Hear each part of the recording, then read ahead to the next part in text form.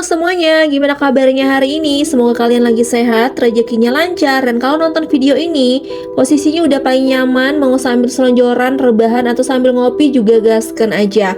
Karena kali ini kita bakal bahas film baru yang penuh aksi, dibintangi sama bintang favorit kita semua, Jason Statham, berjudul The Big Keeper tahun 2024. Yap, memang ini Jason balik lagi dan kali ini dia bukan jadi tukang gebuk ala transporter, bukan jadi mekanik brutal tapi jadi tukang lebah. Jangan salah dulu, ini bukan lebah mainan di pasar malam, lebahnya asli dan pekerjaan ini jadi kedok buat nutupin masa lalu Adam Clay, nama karakternya, yang ternyata jauh lebih berbahaya daripada kelihatannya. Di awal film kita lihat Adam sibuk urusin sarang lebah di sebuah gudang kecil. Gudang itu disewa dari seorang ibu baik hati yang bernama Nyonya Parker. Namun hubungan mereka akrab banget kayak tetangga yang tiap sore masih sempat tukar lauk. Tapi masalah muncul pas Nyonya Parker lagi asik main laptop. Tiba-tiba muncul peringatan katanya komputernya kena virus, lengkap dengan nomor telepon yang bisa dihubungi. Karena gaptek dan polos, beliau panik dan telepon nomor itu dengan harapan ada yang nolongin. Dan benar aja, yang diangkat bukannya teknisi beneran tapi penipu kelas kakap. Modusnya sih keren, pakai sistem perusahaan besar dipimpin oleh seorang manajer culas bernama Garnet. Hasilnya dalam sekali tipu seluruh tabungan hidup Nyonya Parker langsung ludes digasak.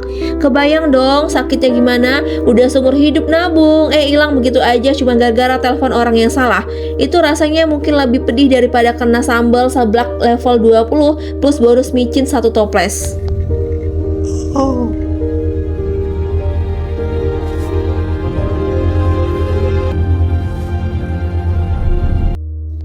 Baik lagi ke Adam Clay, si tukang lebah yang ternyata bukan tukang lebah biasa, lagi asik packing botol madu hasil ternakannya. Adam nyiapin 1 botol khusus buat dikasih ke Nyonya Parker. Tapi pas sampai di rumahnya, dunia seakan berhenti karena Nyonya Parker ternyata udah ditemukan meninggal, bunuh diri akibat stres kehilangan seluruh tabungannya. Yang lebih bikin nyesek, anaknya yang bernama Verona justru salah sangka dan nuduh Adam sebagai pelakunya. Alhasil si mamang lebah ini malah digelandang polisi, dipaksa nginep semalam di hotel gratis bernama Jeruji Besi. Untungnya setelah diperiksa dia dibebasin karena nggak terbukti bersalah. Nah, Verona akhirnya sadar kalau dia salah paham. Dia pun datang ke gudang lebah Adam buat minta maaf. Dari situ kita tahu ternyata Verona itu bukan orang sembarangan. Dia agen FBI bosku. Lewat koordinasi dengan timnya, Verona ngasih info kalau jaringan penipu online yang ngabisin duit ibunya itu udah beroperasi lebih dari 2 tahun. Dan selama ini nggak pernah ketangkep. Saking pintar dan minimnya jejak. Tapi ya FBI boleh sibuk setengah mati, Adam Clay ini beda kelas. Kalau ada yang nganggap dia cuma tukang lebah yang doyan makan aja, siap-siap deh. Karena di salah satu sarang lebahnya dia nyimpen ponsel rahasia. Dari sini jelas dulunya Adam adalah agen khusus yang pernah kerja buat divisi paling rahasia milik pemerintah. Alias dia ini lebah yang bisa nyengat kapan aja.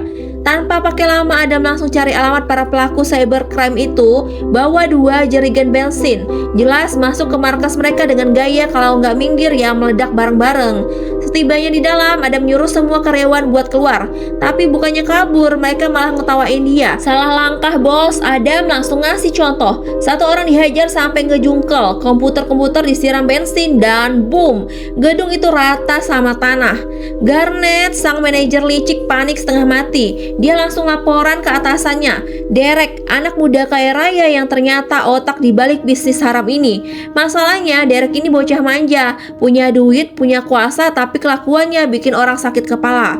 Karena panik, Derek cari perlindungan ke orang kepercayaan ibunya yang punya koneksi di pemerintahan, Wallace. Tapi karena Derek udah terlalu sering bikin masalah, Wallace ogah bantuin. Kesel, Derek balik lagi ke Garnet, nyuruh dia melacak siapa pelaku penghancuran gedung tadi dengan cara mencari korban penipuan. Harapannya bisa nemu jejak si Adam Clay. Tanpa banyak pikir panjang, Garnet bawa serta 3 preman odong-odong untuk ngerajia salah satu rumah para korban. Tapi naasnya dia pernah ketemu langsung sama Adam. Jadi begitu sadar, oh ini toh si tukang lebah, dia langsung ngegas ke gudang Adam. Nah, di sini Garnet bikin blunder paling tolol dalam sejarah. Dia nyuruh anak buahnya nembakin sarang lebah. Lah, gimana nggak salah besar? Lebah aja kalau disenggol ngambek, apalagi Adam yang hidupnya cuma itu doang. Belum cukup puas, mereka juga hancurin botol-botol madu hasil kerja keras Adam. Walah, ini mah sama aja nyari kematian. Begitu Adam lihat, langsung deh siap-siap siap kalian semua. Garnet malah melintang kena ajab instan. Jari tangannya kepotong rapi, tapi sengaja dibiarin hidup biar bisa jadi brosur ancaman buat si bosnya Derek. Momen makin epik pas Garnet lagi di jembatan. Dia berhenti sebentar buat nelpon Derek, mau lapor kegagalannya. Tapi tiba-tiba muncul Adam, ngiket Garnet ke mobilnya, dan brok. Pas mobil jatuh ke bawah jembatan, Garnet ikut melayang kayak bakso nyemplung ke kuah panas. Adam santai aja sambil ngambil ponsel Garnet yang masih connect ke Derek. Nah, si Derek ini anak Sultan Songong, langsung ngerocos di telepon. Dia ngancam Adam dengan gaya sok gue anak orang kaya nggak bisa disentuh. Lah, justru kata-kata itu bikin Adam makin panas. Sementara itu, Verona yang lagi investigasi peledakan gedung tiba-tiba dapat kabar buruk.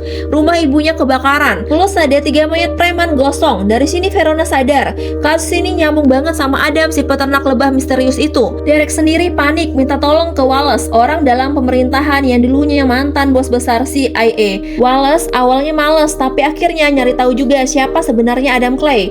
Begitu datanya kebuka, jedar, ternyata Adam itu mantan agen super rahasia program Beekeeper, program khusus pemerintah buat misi eksekusi masif.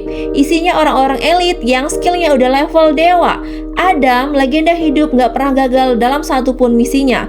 Wallace langsung pucat. Tapi karena dia punya tanggung jawab ke Derek, dia nyuruh CIA kirim agen Beekeeper aktif buat buru Adam. Masalahnya, Adam lagi-lagi terlalu ganas. Ketemu agen brutal aja di SPBU, dia bantai dengan dingin. Bahkan motong jarinya buat dipakai sidik jari biar bisa bobol markas rahasia. CIA lapor ke Wallace, bos gagal lagi. CIA pun cabut tangan, gak mau ikut campur lagi lebih jauh. Wallace jadi sendirian, kepepet. Akhirnya ngumpulin tim mantan agen top yang dulu pernah jadi anak buahnya. Berharap bisa nahan Adam atau minimal bikin dia kerepotan. Balik lagi ke Adam, dia udah sukses masuk ke rumah agen tadi dan nemuin info baru tentang cabang perusahaan Derek. Verona di sisi lain lagi rapat di markas FBI. Mereka curiga target Adam berikutnya adalah gedung perusahaan Derek. FBI siap turun, tapi begitu nyampe di lokasi, lah kok ada CIA duluan. Ternyata Wallace yang suruh. FBI pun ditendang keluar, disuruh jagain luar aja, sementara bagian dalam udah jadi arena CIA. Di dalam, seorang manajer baru aja mau di-briefing karyawan, pintu dibuka. CIA masuk dengan muka jutek. Udah bubar, pulang aja kalian. Yang kerja di sini bukan cuma kalian, tapi kami. Dan dari situ, you know lah, badai Adam Clay belum benar-benar dimulai. Nah, balik lagi ke pasukan CIA yang katanya elit itu. Malah kayak disuruh main kelereng sama bocah SD. Soalnya ada masuk dengan cara paling barbar, dobrak pintu, hajar semua orang lalu nyari jadi karyawan. Bayangin, mukanya penuh amarah tapi sok sibuk kayak lagi ngiputin data Excel. Sampai akhirnya pasukan CIA ngeh kalau ada lebah yang nyasar di kantor mereka. Tembakannya pun dilepaskan, membabi buta. Adam santai aja, dia naik ke atas lift, jebak mereka, dan bikin satu persatu pasukan jatuh kayak kerupuk kena air.